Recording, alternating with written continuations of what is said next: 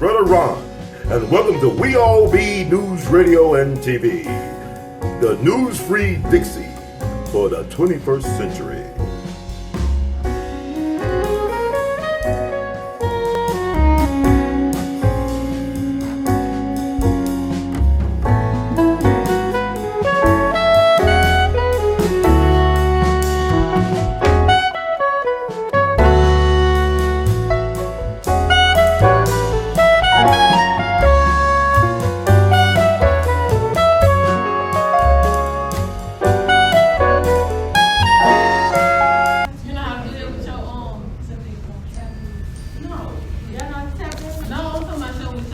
Well, think about that. You think about juking. What's juking?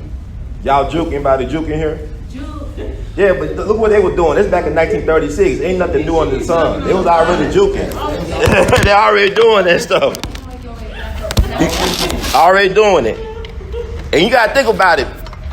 This was the most popular dance band for black people in all the land. They used to call them the Harlem Express because they was the most popular dance band. This is Jimmie Lunceford was bigger than Duke Ellington and Cab Calloway and Count Basie at his peak.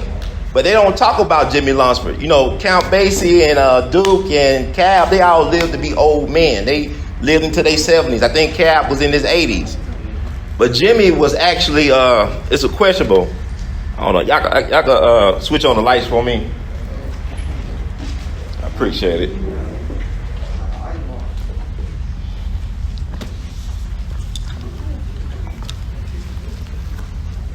It's actually questionable what happened to Jimmie Lunceford. And I just want to do a quick spiel about Jimmie Lunceford because y'all should know who y'all are.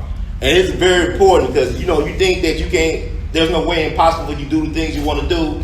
There's always a way when you can make a way when you believe in yourself.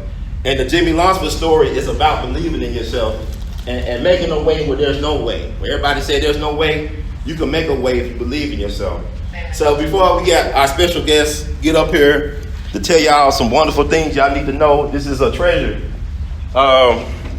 Jimmie Lunceford, James Melvin Lunceford, known as Jimmy, King of Swing, Fess Waller. I don't know if y'all know who Fess Waller was. He's one of the forefathers to the hip hop thing, Ain't Misbehaving, all that stuff. He was born June 6, 1902, down in the Evergreen community outside of Fulton, Mississippi. He was born on his parents' 70 acres of land. His mama and dad owned 70 acres of land. He was born there, June 6, 1902. His grandparents owned over 300 acres of land. They were former slaves. So to this day, if you go down to the Evergreen community outside of Fulton, Mississippi, Jimmie Lunceford people still living out their land. So a lot of his relatives are still around. They own a lot of land down there. Black folks own a lot of land here, but that's another story. But Jimmie Lunceford, when he was 1 year old, I believe he moved away with his parents from Mississippi. First, they moved to Oklahoma City. Then they settled in Denver, Colorado, where he was trained by this guy named Wilberforce Whiteman, who was a white music teacher who believed that blacks and whites had a right to music education. So he taught young Jimmie Lunceford, as well as, I believe, Andy Kirk, another top swing band leader of the 30s and 40s. Andy Kirk and Jimmie Lunceford was taught by a dude that was a white dude named Whiteman. And Wilberforce Whiteman's son was Paul Whiteman. He was called the king of jazz because Whiteman must be the king of everything, right? But his last name was Whiteman. But Jimmie Lunceford benefited from Paul Whiteman's dad being his music teacher. Jimmie Lunceford was what you would call a music prodigy. He could play any instrument he put his hands on. He could play anything. He could play all, he specialized in saxophone and reed and clarinet, but he could play anything. His mama was a very gifted church organist. She could play the piano like nobody's business. But Jimmie came back down south to get educated. He went to Fisk University back in 1922. I believe he's the class of 1926. So he was college educated and he studied social work in college. He majored in social work. But also he was gigging in college bands during that time period. And I want to tell this story about Jimmie Lunceford. How many of y'all know about Dr. W.E.B. Du Bois or Du Bois? Y'all know about Du Bois? All right, Du Bois is like one of our greatest black intellectuals, right? He was the first black person allegedly to get a PhD from Harvard University. His daughter, Yolanda, went to Fisk University when Jimmie Lunceford was going there. They were madly in love with each other. But Dr. Du Bois, who was a Fisk man himself, he went to Fisk University as an undergrad, he did not approve of the relationship. You know, you look at Jimmie Lunceford, you saw that guy with the baton, that tall guy. He was tall, dark, and handsome. You know, he's a handsome guy, very intelligent, very gifted, not only in music, but also athletics. He excelled in boxing and track and basketball and baseball. But Du Bois didn't care for him, because he was a secular musician, and Du Bois was like what they call bougie. Y'all know what bougie is, right? So Du Bois arranged a wedding with Yolanda with a guy named Countee Cullen. Y'all familiar with Countee Cullen? Yeah, right.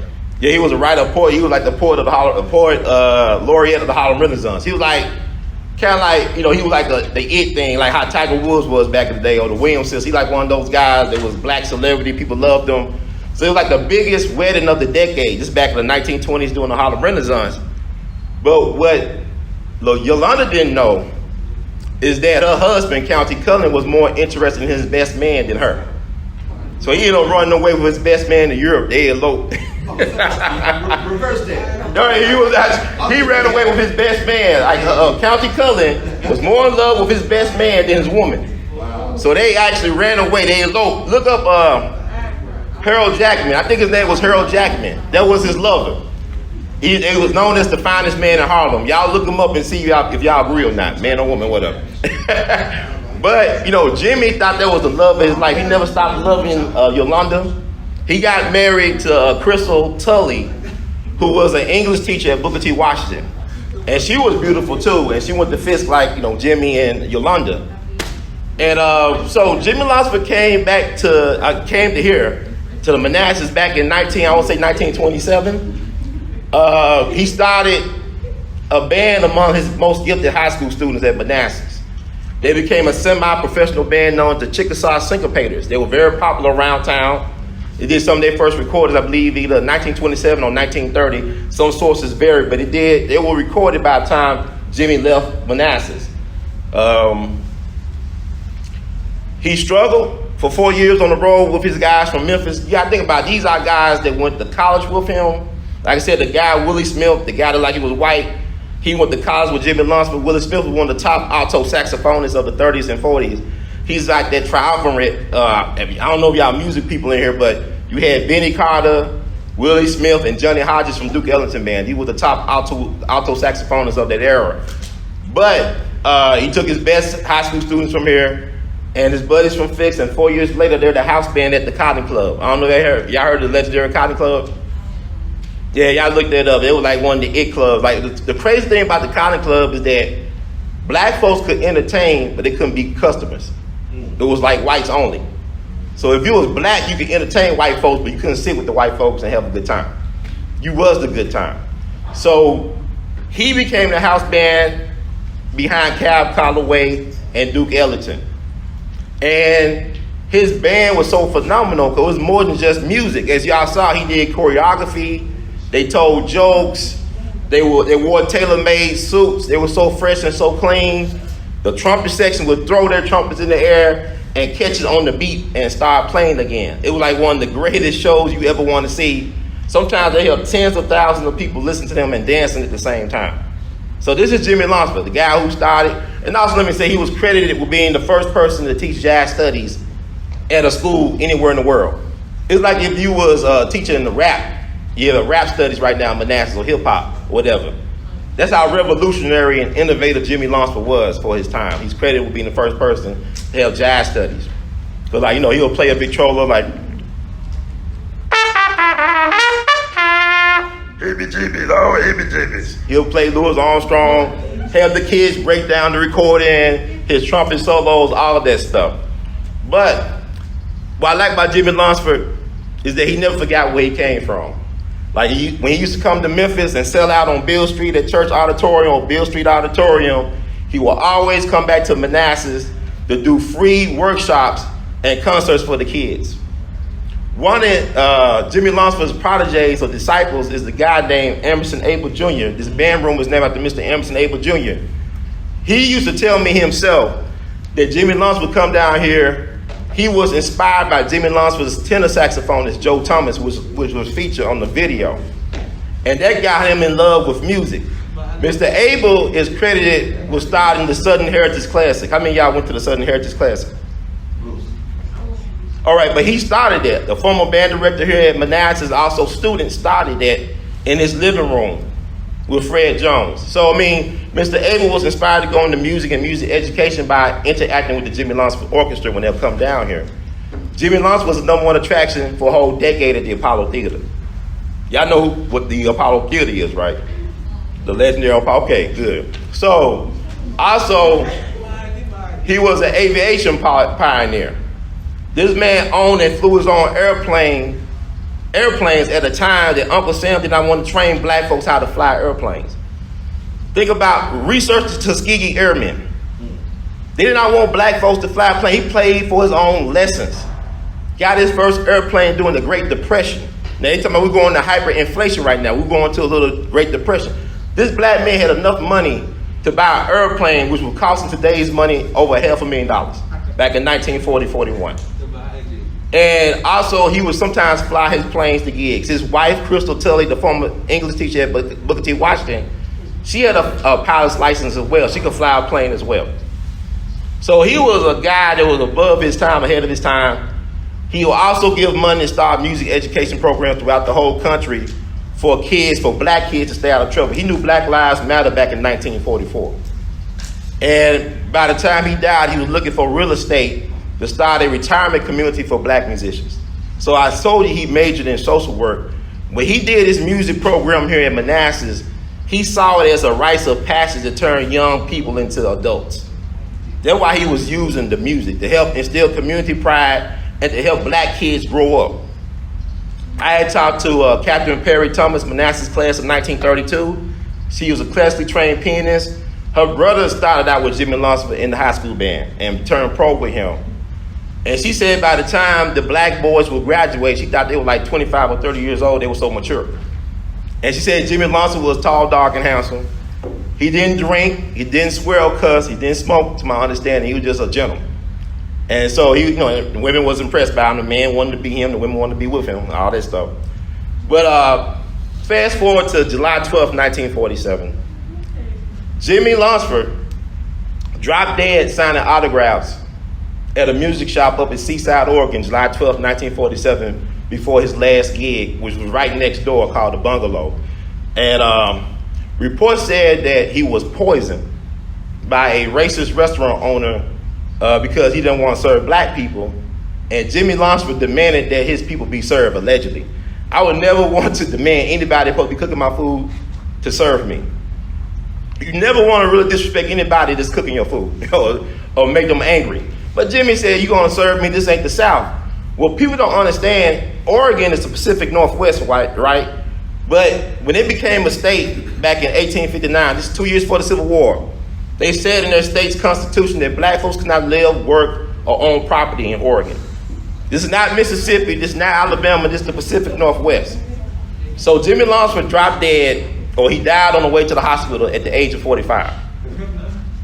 And so, like, people say it was a heart attack. People believe it was poison. Some of the band people at that concert he supposed to play that got sick. They were throwing up on the stage, going to the restroom, supposedly. So Jimmie Lunceford had a funeral, several thousand strong up in New York. People like some of the top entertainers came out, Sammy Davis Jr., Pearl Bailey, Bojangles, all these people. Then he had a funeral of thousands of people came out in Memphis. And he's now buried, his remains are buried in Elmwood Cemetery. Been there since July of 1947. And I say this about Jimmie Lunceford, is that no matter how big, famous, or rich he got, he loved black people. He loved young people. He did his all to give to his people. And so my thinking, because we're celebrating Jimmie Lunceford Jamboree Festival week right now, is to remember this man for what he gave to black people and what he gave to Manassas. Because Manassas was a music powerhouse for the 20th century. I'm going to tell you why. I'm going to close it. No, wait, what time it is? I'm going to tell you why it's a music powerhouse. Miles Davis, one of the greatest music geniuses of all time, he took the time in his autobiography to talk about all the top jazz men he got from one school in Memphis called Manassas. He talked about back in the 1960s, he kept on getting all these top-rate jazz musicians like Frank Strozier and Harold Mayburn and George Coleman. He also mentioned Charles Lloyd and Booker Little and some other folks. All these folks came out of Manassas High School back in the 1950s, responsible for America's music. This one high school, he said, what they doing down there? But also Miles Davis talked about early in his book that when he was a kid, he would listen to the Jimmie Lunceford Orchestra broadcast live from the Cotton Club. I don't know if he ever made the connection that Jimmie Lunceford started that tradition that he benefited from. And that's one of his music heroes. Quincy Jones was a big fan of Jimmie Lunceford. So many people. But the reason why he's forgotten about really is because he died so young. He was 45 years old when he died. I talked about Count Basie. Y'all may be more familiar with Count Basie and Duke Ellington and people like that, but they lived to be older men. Jimmy died at 45. He never had a chance. But I want to encourage you all to tell your story. You got cell phones, you got all this TikTok stuff. Use these media to tell your story, because if you don't tell your stories, then the ancestors get no glory. If you don't tell your stories, repeat after me, if you don't tell your stories, if you don't tell your stories, y'all don't believe in y'all story, y'all have nothing to say, y'all got a story to tell, then you know your ancestors get any glory. And this is real talk. And we at a crossroads right now for young people. Y'all about to be ready to get the vote. I don't know how old y'all are here, but I think by the time 2024 rolls around, y'all be able to vote. And y'all know what's really going on? Are y'all being left behind, or are y'all just an afterthought, or are y'all thought of at all? Sleep.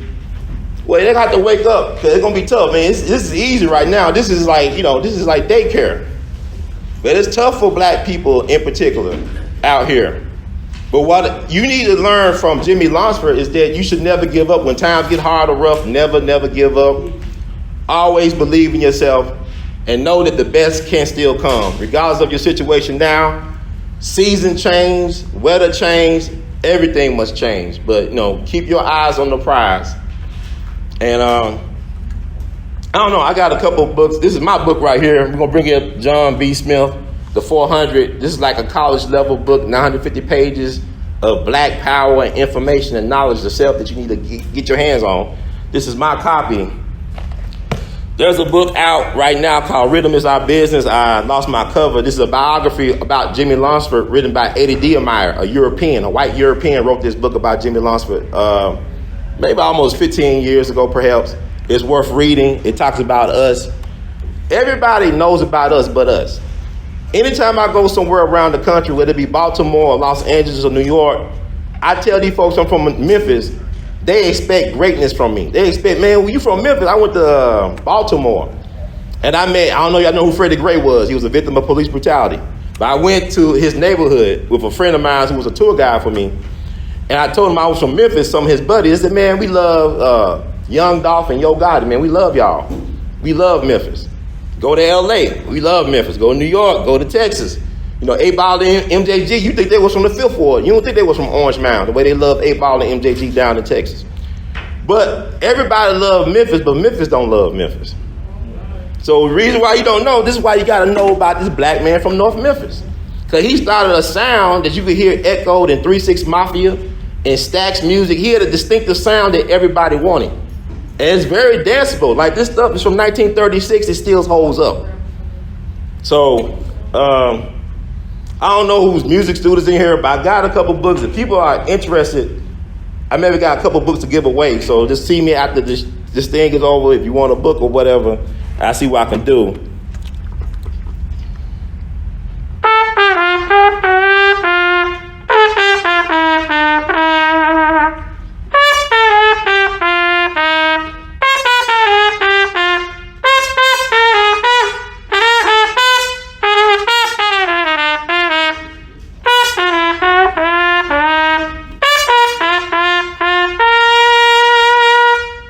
Now, we'll get this show started. I warm it up. The one and only, this is John B. Smith. He's a civil rights activist, a living legend, one of the last people to work with Dr. King before he got shot in the face on April 4th, 1968. He met with Dr. King for almost an hour before he got killed at the Lorraine Motel. This guy has been through a lot. He's seen a lot. He's a brilliant guy, a historian, activist, a musicologist. You got to get this book. It's worth reading. I had met this guy a couple weeks ago, and I was just spellbound by this guy. He has a gift of communicating very complex messages. In the words of Brother Malcolm X, he could make it plain. So without further ado, I yield my time and bring my time to the one and only John B. Smith. Good morning. I thank Brother Ron for inviting me and Principal Cooper allowing me to come and to speak with you. This is the 400, and it's the story, a family narrative about my family. And I start this narrative in the 6th century. The Dark Ages is what they call that. And the reason I started there is because to understand the wealth that Europeans enjoy today, you have to understand what slavery did as the Atlantic slave trade. Because before the Atlantic slave trade, Europe was poor, dirt poor, compared to the Middle East, India, and China. It was the slave trade that gave Europeans and white Americans the life that they're living today. But I'm not going to talk to you about the 400. You can buy this, you can get this, and read this.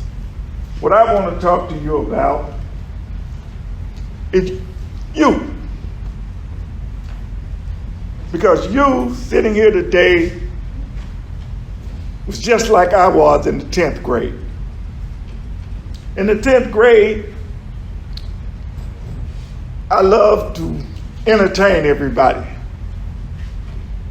I loved making them laugh and playing with the girls. I also helped kids in my class with their homework, with their lesson. At the end of the semester, the kids that I had helped got better grades than I did. My mother hit the ceiling. And I had to stop and think, if I'm going to graduate, I had to really buckle down. I graduated from Carver High School, which is no longer here, in the top 10% of my class. And I thought, had I started in the 9th grade, really applying myself, I could have graduated as one of the top students in my graduation class. But I would sleep in school, teachers be talking, I'm not paying attention. We didn't have cell phones to play with them like he is, and not listening to me.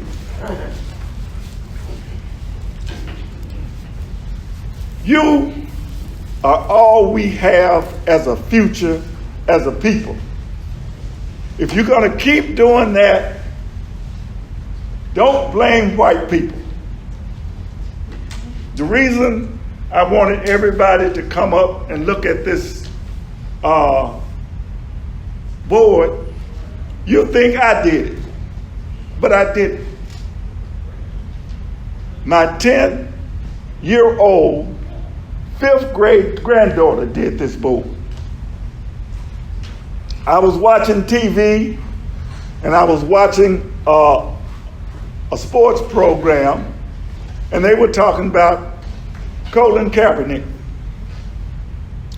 And I was screaming at the TV about them lynching their kids. And she asked me, "Granddaddy, what do you mean? What's lynching?" I started to try to figure out a way to explain to her what lynching was, and I thought, well, rather than me telling you, sweetheart, what lynching is, why don't you do the research for yourself? And so she, okay, Granddaddy. She went away. About 3 days later, she came back and she said, Granddaddy, you know, you're right. They're lynching him. And I want to do my social studies project on lynching. I said, well, okay. If you need my help, I'll be there to help you. And so she went away and she did the research. And I helped her because I tied the noose. I helped her decide how to put it on the board. But she did the work. And I wanted you guys to look at it and see I call this project, Are You as Informed as a Fifth Grader? And most of you looked at that board and had no idea what it was all about. You're wasting your time and you're wasting your life feeling sorry for yourself.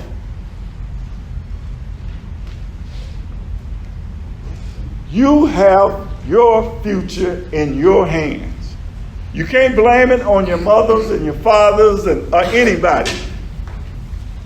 Jimmie Lunceford took people just like you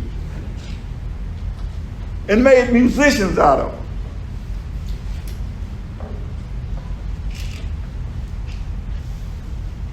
We have everything we need right here. As I said, when I was in the 10th grade, I wasn't any more motivated than you. I graduated from the University of Memphis. I went on to graduate school, all because I decided that I could do better than what I was doing then.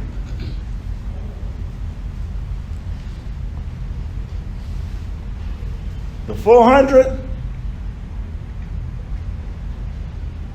is about what black people had to endure to produce you. You didn't fall out of a tree.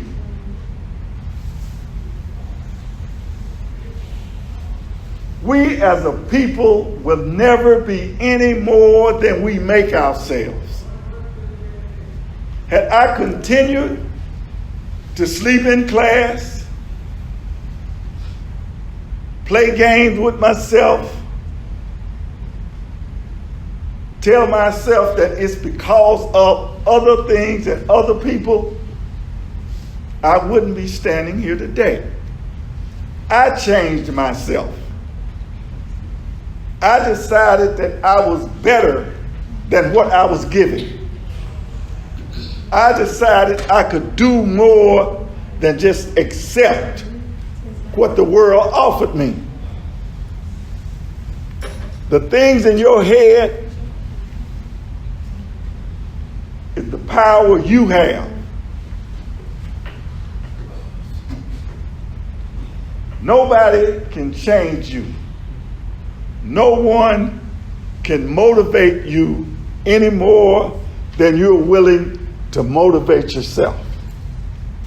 I would love to stand here and talk to you about what I did in the 400.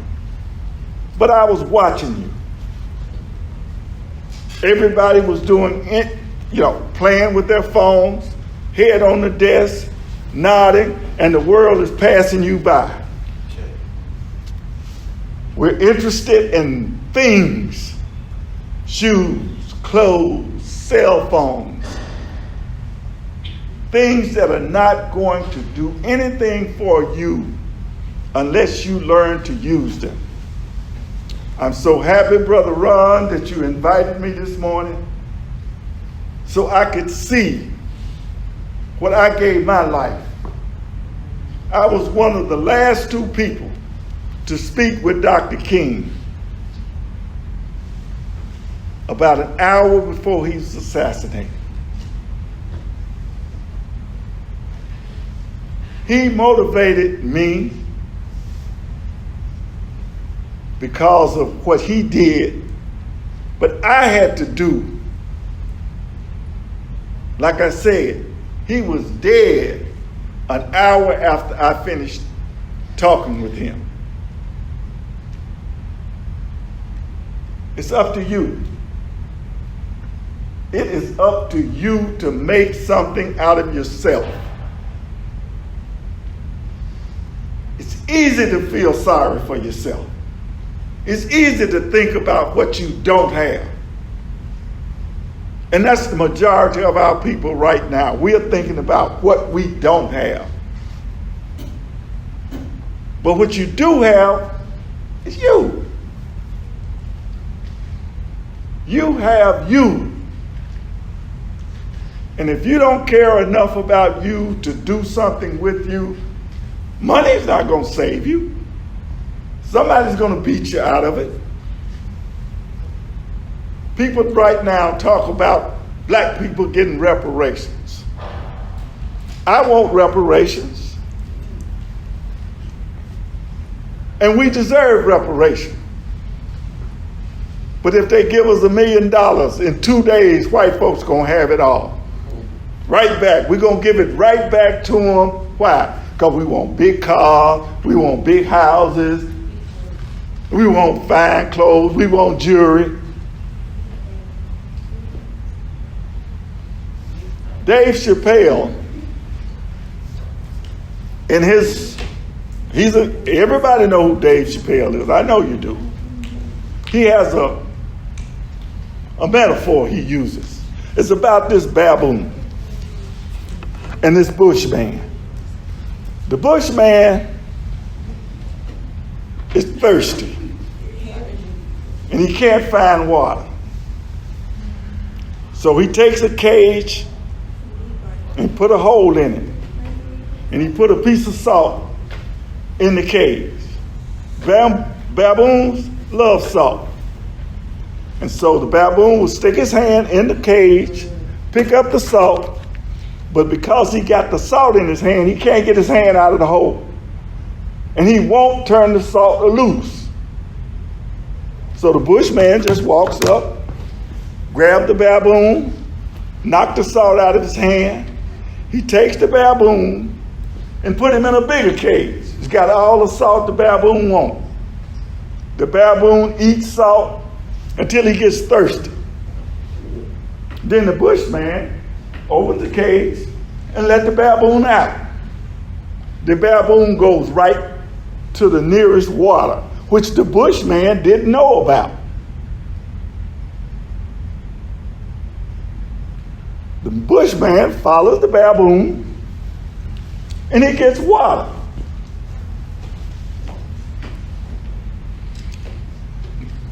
Fast forward to the day, if that was the white man, he followed the baboon, get the water, put it in a bottle, and sell it to you. Because you're not going to find water on your own. You're waiting on someone to find the water and sell it to you.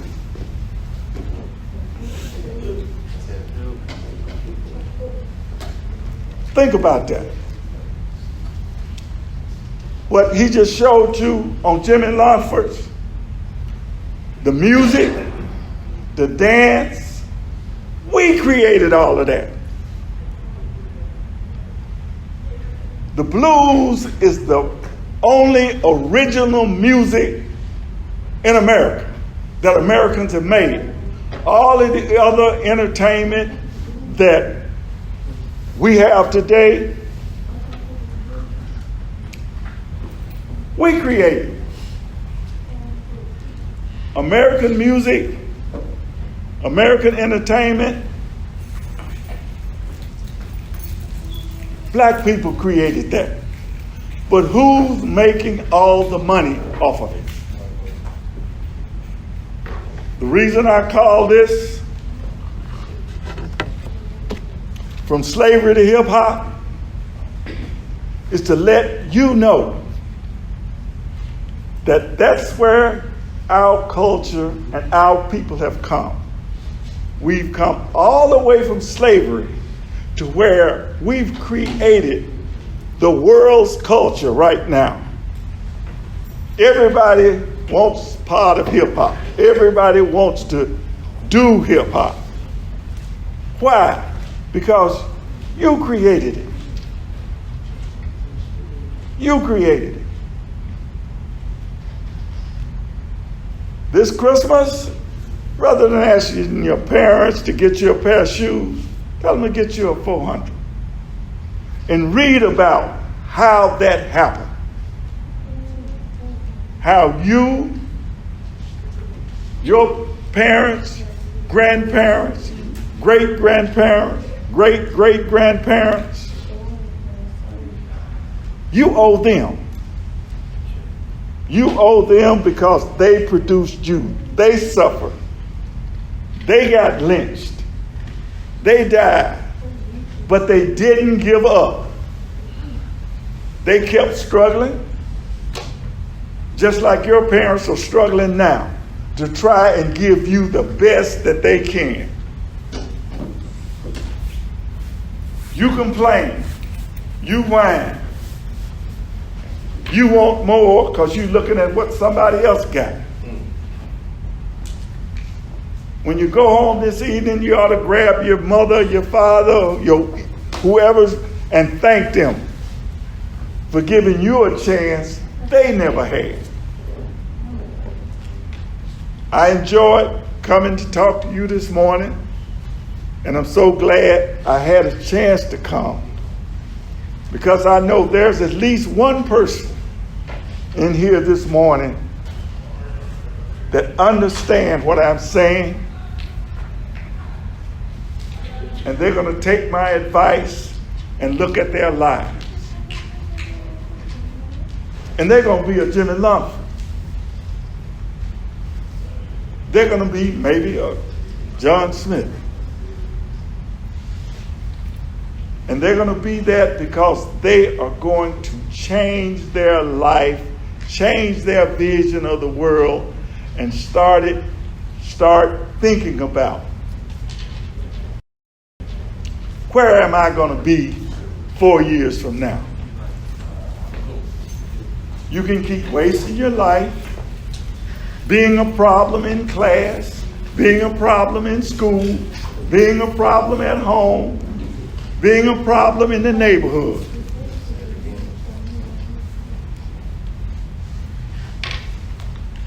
But some of you are going to take my words and say, I want to be more tomorrow than I am today. I thank you for listening.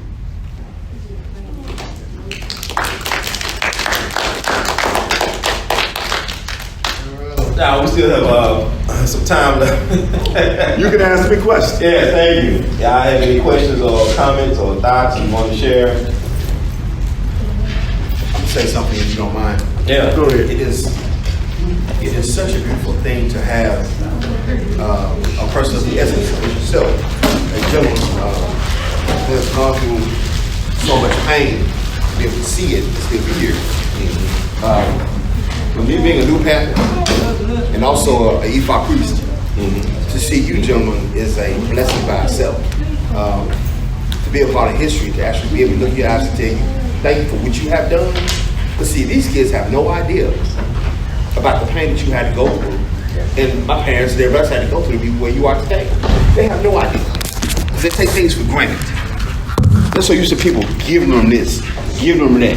You know, I want this, I want that. They have no idea how hard you guys had to work. They have no idea how rich this community used to be. And the community in Carver, and my community in Orange Mound, they have no idea how wealthy those communities used to be. The industry. And the white folks took that away from us, you know what I'm saying? So they can control us still today. And they wonder how come they hungry. How come they doing this or doing that? They have no idea. But I want to tell you thank you for everything you've done. And the whole circle of elders. I check. I'll make one more point. when you look at all of the other so-called minorities that have come to America,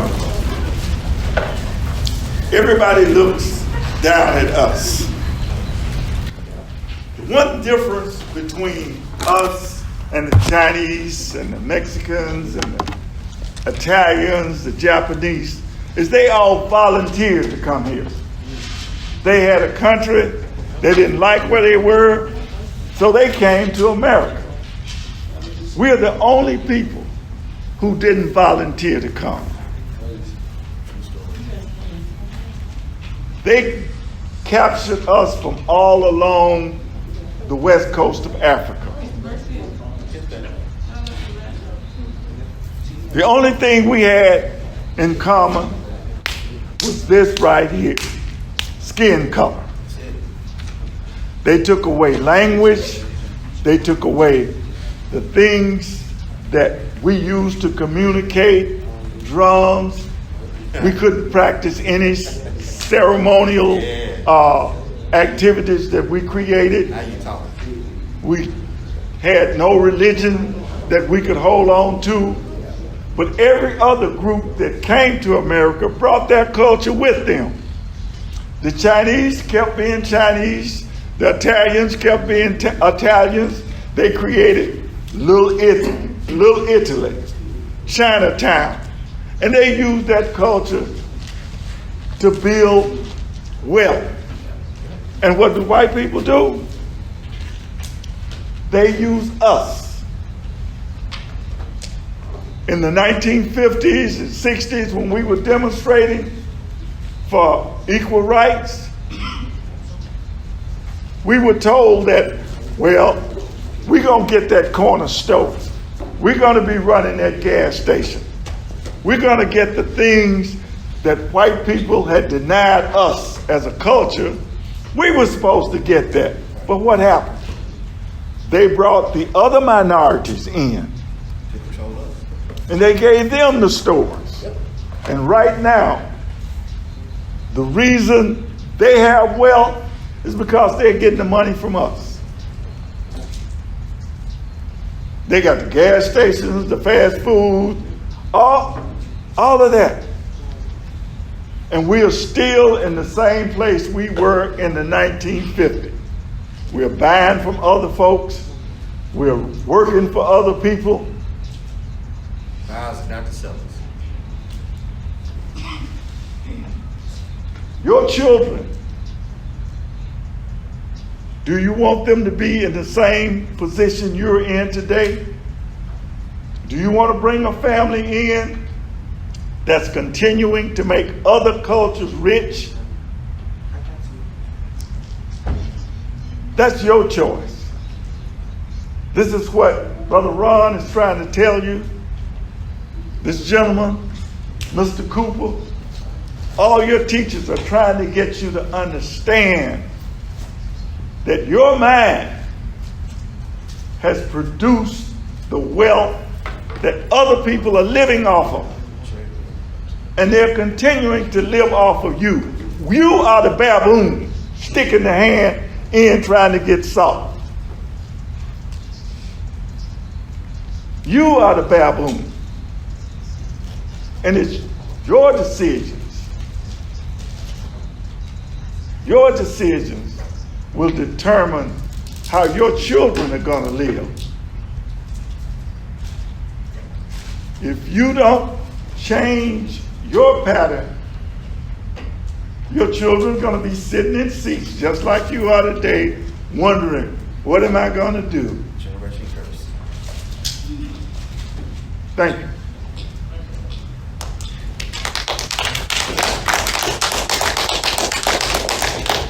Anybody have any thoughts or questions or whatever? Any type of curiosity? See, like, I learned two things in life. When you stop asking questions and when you stop moving, that means you're dead. When you stop having a curiosity about anything or inquisitive mind, y'all too young to be checking out this early. What I'm saying is, y'all got a lot to contribute. Y'all got a lot of gifts and talents y'all not aware of, but if you never try, you never know. So, say it again. That's a good question. Who were the first slaves? I didn't hear the He said, question. who were the first slaves? Who were the first slaves? First slaves they don't have numbers. For instance, in the 400, it's a family narrative.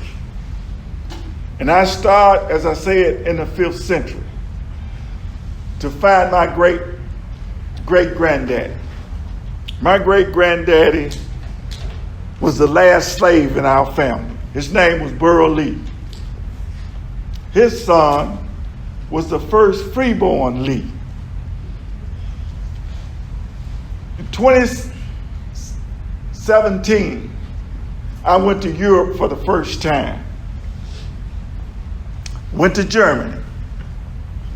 And I had a friend that he's a punk rocker. Was born in India. His parents migrated to Canada. And so he moved to Germany. And while I was there with him, he gave me a tour. And he took me to different places to show me. They got this big cathedral they built. The Catholic monks built it in the 11th century. And it's a big, huge church. Well, I learned one thing. Europeans can trace their history. Just like white people here in America. They can trace their history all the way back to the 12th century, 11th century. I cannot trace my family's history any further than 1854, which is when my great-great-granddaddy was born. He didn't know who his mother was. He didn't know who his father was, because during that time, America was breeding slaves, just like they breed cows, just like they breed sheep. The state of Virginia, Washington, D.C., the state of Maryland, the state of Kentucky, these were known as slave breeding states. And they sold the slaves that they bred to states like South Carolina, Georgia, Alabama, Mississippi, Arkansas, and Texas. So the first slave, I don't think anybody knows who the first slave was.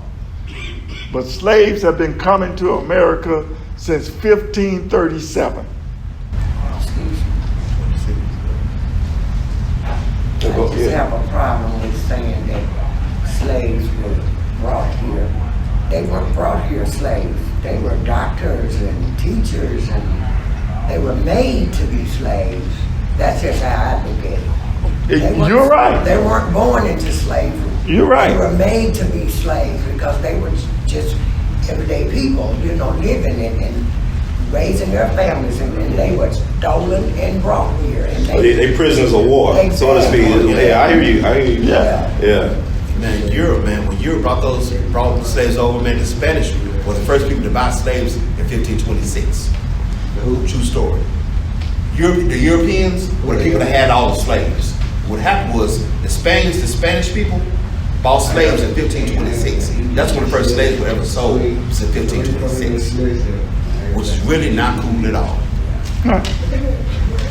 I refer to us as descendants Yes, brother. of America. Yes, brother.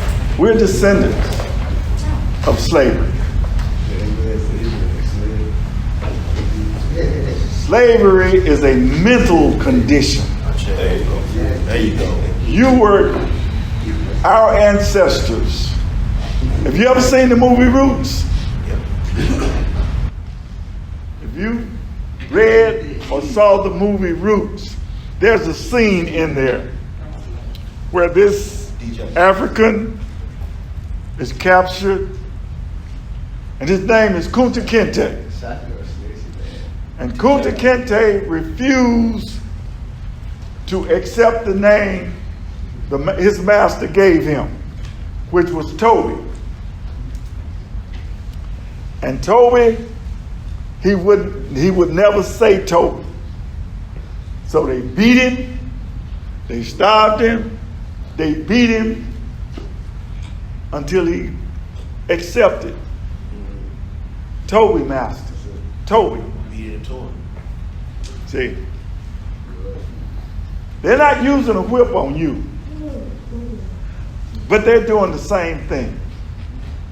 They're convincing you that you Toby. It's called learned helplessness. They teach you to be helpless. They teach you, the society as a whole. That's why they don't want you to know your history. Your history is your power. So they keep you from your history. Right now, there's a big argument in this country about critical race theory. The reason they do not want you to learn, white people don't want their children to know they did this to black people. They don't want their children to know that they stole most of the land that black people owned that they bought. During this period, that's what that was about. Black Wall Street, and they robbed us, and they continue to rob us every day. So, whether we were the first slave or the last slave to come to America, we're here now. But you have to decide, I'm not a slave. I'm not a slave. And I'm not going to let anyone convince me that I am, no matter what they do.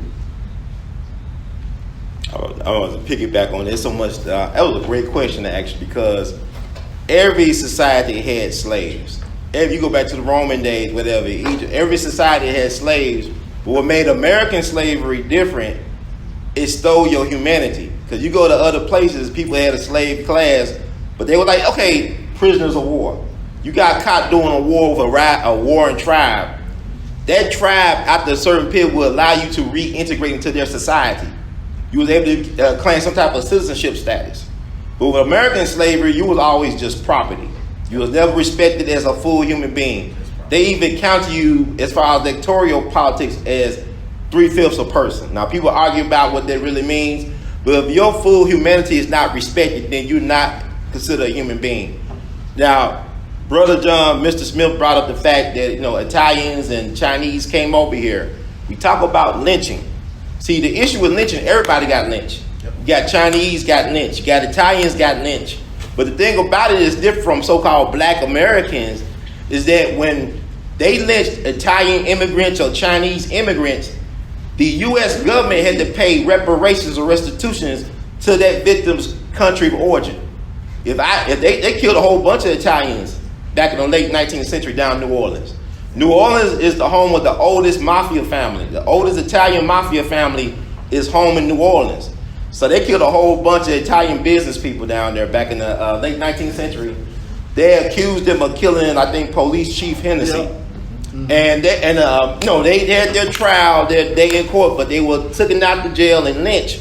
And America had to pay the Italian government money on reparations for what happened to their former citizens.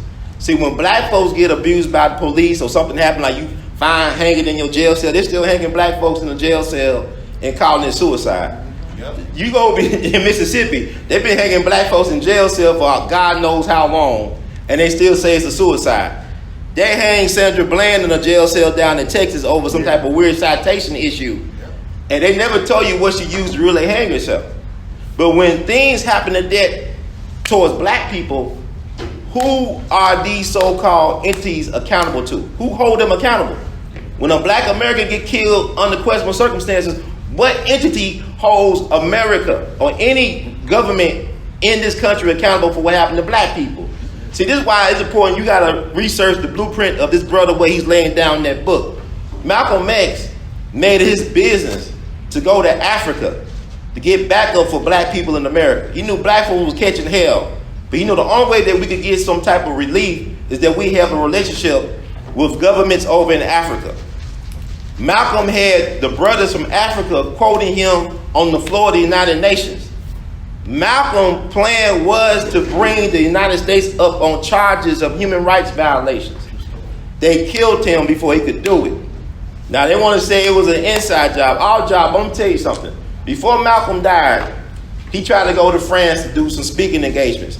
They turned him around because the French authorities was warned by some entity that he will be assassinated soon. So they barred him from coming. They didn't want him to get killed in Paris. Send him back to America to get killed.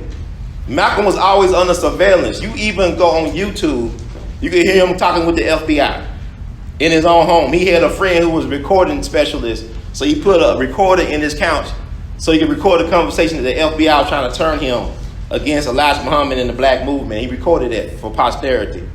So you don't know what type of hell people caught. Dr. King, when he got shot, they did his autopsy. Dr. King was just 39 years old when they killed him. Malcolm was just 39 when they shot him in front of his family. His pregnant wife who had twins on the way. Medgar Evers was just 37 when they blew him away down in Mississippi in front of his family. When they did the autopsy on Dr. King, they found he had the heart of like a 60-plus-year-old man. He was stressed out. That man would stay up for days on end. He would chain smoke, drink a little, did little other things, but had to check himself into hospitals because of mental and physical exhaustion. So the man was 39, but he had the heart of a 60-something-year-old person.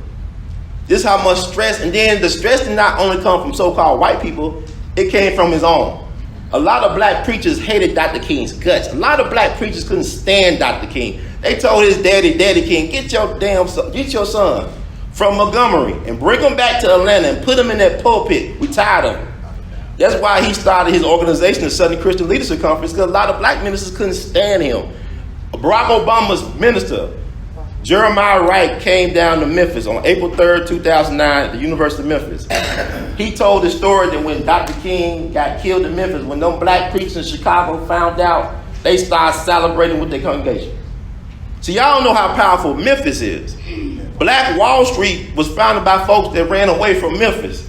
Because the Memphis, I'm going to tell you, the People's Grocery lynching of 1892. You know, they just put a statue of Ivy Wells by First Bill. They ran Ivy Wells out this city at the age of 29. They told Ivy Wells, if you ever came back here, we'll kill you on sight. City of Memphis ran her out here at 29. Now almost 160-something years later, what was her birthday? She was born in 1862 into slavery down in Holly Springs. But her best friend was a guy named Thomas Moss. Y'all go over there near Soulsville, there's a market, the People's Grocery Market. Her best friend ran one of the most successful grocery businesses in Memphis. Memphis in 1890s was like one of the largest grocery markets in the whole country. Memphis is a distribution hub of the country. That's what they don't tell you. Everything comes through Memphis. It'd be like, everything got to go through Memphis. So they had a white business owner across the street that was jealous of their success. They were called the People's Grocery. So they were getting business not only from black people, but white folks, Asians, whoever, because the only color that matters in business is green. It's money. That's the only color that matters. But the white dude didn't like the competition. So what he did, he got a white mob together with plainclothes police officers to try to take over their business, do a hostile takeover.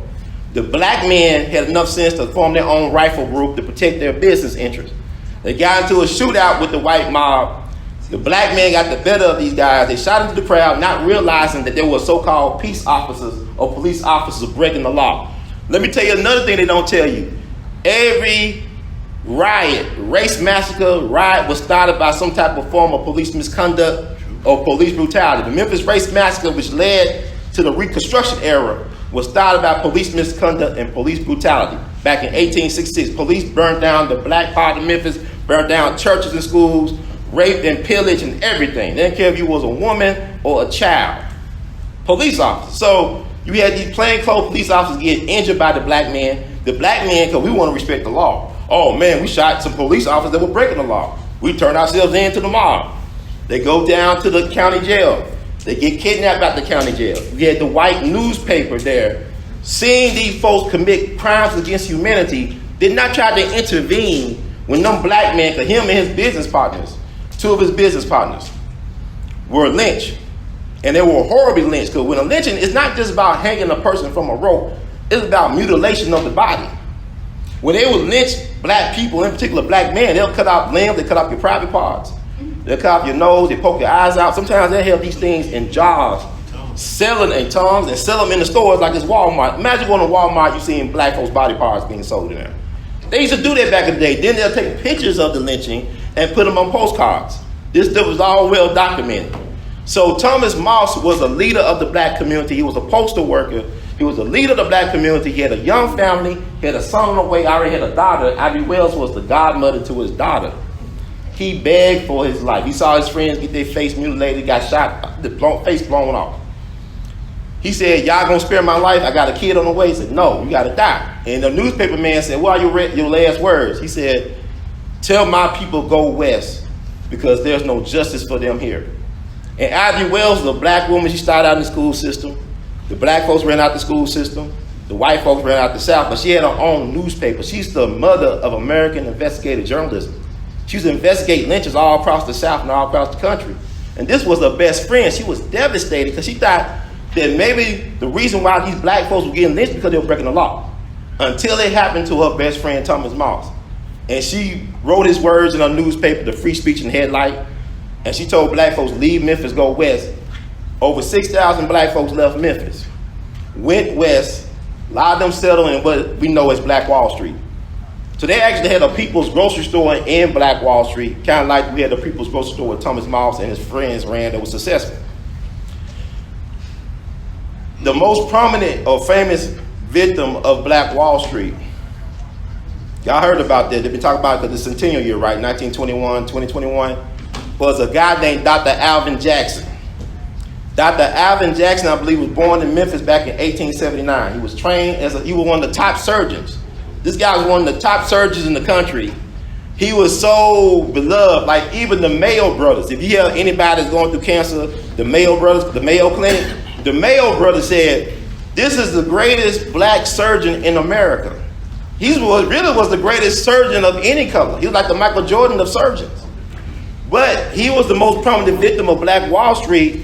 When they burned down Black Wall Street in Tulsa, 40 blocks of black excellence, this man was begging for his life. He was living next door to a white former police chief. The police chief told the mob, this guy is a prominent surgeon. He works on black and white lives. The white mob didn't give a damn if he was a great man. They shot him down like a dog and buried him in an unmarked grave. And he was from Memphis. Alvin C. Jackson. Look up Dr. Alvin C. Jackson. But Memphis plays a role in everything. Everything comes through here. Modern American culture was started in Memphis.